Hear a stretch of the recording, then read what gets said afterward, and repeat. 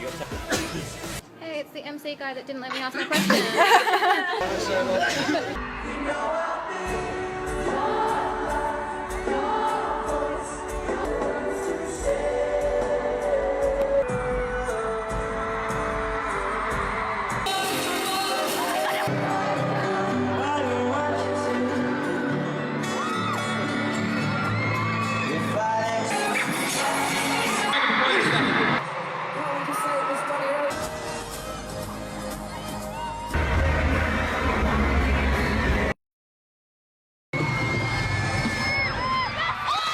Things at once as well. We're doing interviews and signing and That's what it was.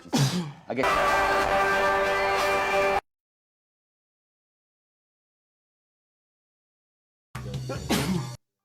That criticism that you're a brand